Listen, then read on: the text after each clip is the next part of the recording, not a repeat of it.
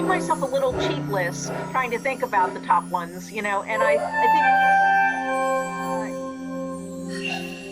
for me, I focused on the periods I work in, right? So I'm focusing on what you would consider to be the New Testament period, not the Old Testament period, right?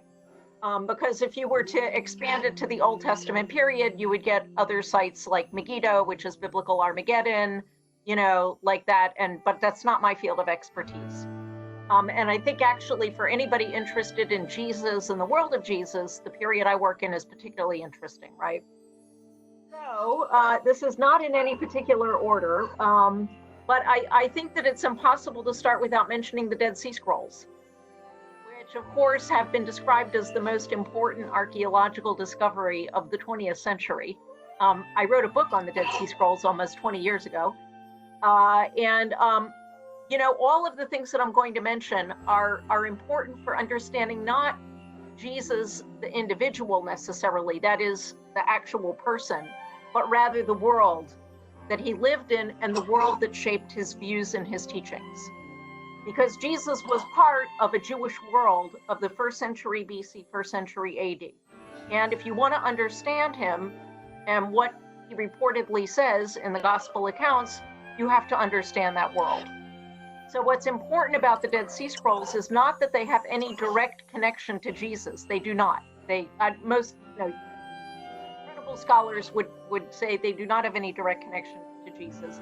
But what's important about them is that they give us a wealth of information about views of a different group of Jews in the time of Jesus, and therefore indirectly shed light on Jesus and his teachings.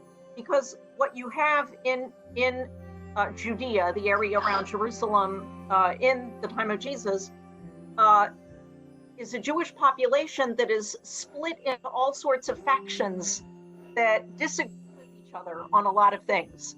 Now, they all agree that they're Jewish, more or less. They all agree that you have to observe biblical Jewish law, the laws in the 5 books of Moses, but they disagree on particular points of interpretation and observance of the law. How do you properly interpret and observe those laws that the God of Israel gave his people and commanded them to observe, right?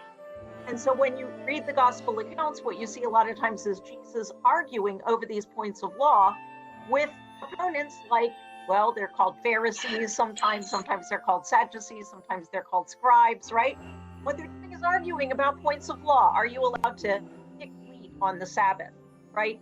Do you have to ceremonially wash your hands before you eat, right? All sorts of things like that.